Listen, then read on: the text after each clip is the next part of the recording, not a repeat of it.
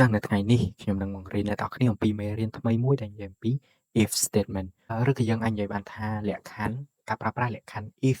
ដើម្បីដោះស្រាយនៅបញ្ហាចឹងអ្វីដែលយើងត្រូវស្គាល់នៅក្នុងមេរៀននេះទី1គឺ if នឹងគឺជាអ្វីចឹង if នៅក្នុងនេះគឺមានន័យថា if នៅក្នុងនេះគឺមានន័យថាយើងប្រើប្រាស់ដើម្បីយើងពិនិត្យលក្ខខណ្ឌមួយ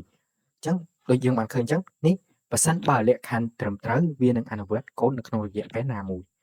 ចឹងនេះគឺជាកូដដែលបង្ហាញចឹងយើងអាចមើលបានអូខេចឹងយើងក៏លេខមកមើលកន្លែងកូដយើងវិញ if គឺបើយើងនិយាយខ្លីទៅវាគឺជាការប្រើប្រាស់ដើម្បីពិនិត្យលក្ខខណ្ឌដូចយើងបានរៀននៅក្នុង Excel ចឹងក្នុង Excel ក៏បានប្រាប់ដែរថា if ក៏បានប្រើសម្រាប់បង្កើតឬក៏ប្រើប្រាស់សម្រាប់លក្ខខណ្ឌណាមួយអូខេចឹងយើងក៏លេខមកមើលកូដទាំងអស់គ្នា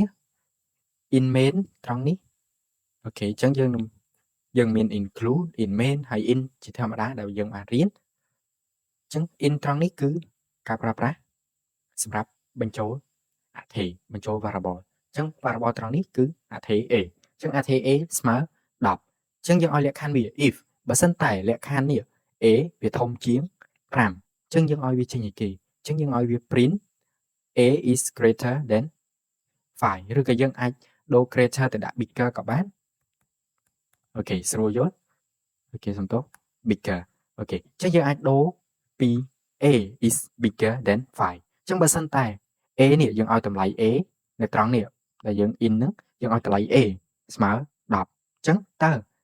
វាស្មើ10មែនឬទេបើសិនតែ a ត្រង់នេះយើងឲ្យលក្ខខណ្ឌវាថា a ធំជាង5តើវាធំជាង5មែនអត់ដែលយើងបានឲ្យហ្នឹងចឹងបើសិនតែវាធំជាង5មែនវាប្រកាសជាចេញ a is bigger than 5អូខេបន្តមកទៀតយើងនឹងមាន return 0ដើម្បីបញ្ចប់នៃការ coding របស់យើងអូខេចឹងប៉ុណ្ណឹងគឺយើងអាច run code បានហើយចឹងយើងចូលទៅ compile code ហ្នឹងមកអូខេអ្វីដែលយើងឃើញត្រង់នេះគឺ a is bigger than 5ចុះបើសិនតែលក្ខខណ្ឌវាខុសអត់ត្រូវទេលក្ខខណ្ឌនឹងអត់ត្រូវទេតើវានឹងចេញអ្វីចឹងយើងនឹងមកមើលទាំងអស់គ្នាយើងដូរពី10មកដាក់3ចឹងយើងដូរពី10មកដាក់3ថាតើ3នេះវាធំជាង5ឬអត់ចឹងតែលក្ខខណ្ឌយើងឲ្យគេ a គឺធំជាង5ចុះបើសិនតែវាតូចជាង5វាចេញអីគេអូខេចឹងនៅពេលដែលលក្ខខណ្ឌយើងឲ្យទៅវាខុសពីលក្ខខណ្ឌហ្នឹងគឺអត់មានចេញអីទេក្នុងករណី if ចឹងយើងមានតែមួយលក្ខខណ្ឌទេបើសិនតែវាខុសពីលក្ខខណ្ឌទី1ចឹងវាអត់ដំណើរការទេកូដអត់ដំណើរការទេចឹងវាដំណើរការតែមួយក្នុងករណីវា true វាពិតក្នុងករណីដែលលក្ខខណ្ឌពិតបានវាដំណើរការបានអូខេចឹងត្រង់នេះបើសិនតែយើងចង់វាបញ្ចូលទិន្នន័យពី keyboard ទៅថាយើងធ្វើដូចម្ដេចអូខេវីដេអូមុនខ្ញុំបានបង្រៀនអ្នកឲ្យអំពី scanf បើអ្នកទាំងអស់គ្នាអត់ទាន់បានមើលវីដេអូពីមេរៀន scanf ទេអ្នកទាំងអស់គ្នាអាចទៅមើលបានអូខេចឹងដើម្បីយើងវាបញ្ចូលទិន្នន័យពី keyboard យើងអាចប្រើប្រាស់អ្វីជាដំបូងយើងឲ្យយើង print ជាមុនសិនចឹងយើង set printf មកអូខេយើង print គេ please input a អូខេយើង set please input a មកបញ្ចប់ variable អូខេបញ្ចប់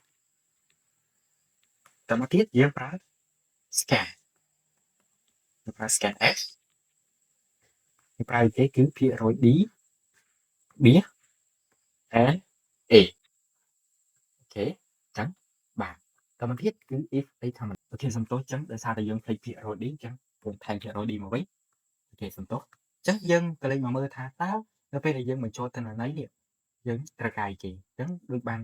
យល់ចឹងថាយើងត្រូវការត្រង់នេះគឺសំខាន់ដូចគ្នាគឺបើសិនតែត្រង់នេះយើងដាក់ a in កន្លែង a យើងដាក់ត្រង់នេះ a ដូចគ្នាចឹងយើងទៅ compile ទាំងអស់គ្នាអូខេចឹងទី1អ្វីដែលយើងឃើញគឺ please input a ចឹងយើងបញ្ចូលលេខពី keyboard ទៅថាយើងបញ្ចូលលេខណាយើងដាក់30ថាតើ30ធំជាង5ឬទេបើវាធំជាង5វាចេញ a is bigger than 5អូខេចឹងក្នុងករណីពិតចឹង30 a ស្មើ30វាប្រកាសជាពិតហើយដោយសារតែ30គឺធំជាង5អូខេចឹងបើសិនតែវាអត់ពិតឧទាហរណ៍យើងអាចវាបញ្ចូលទិន្នន័យម្ដងទៀត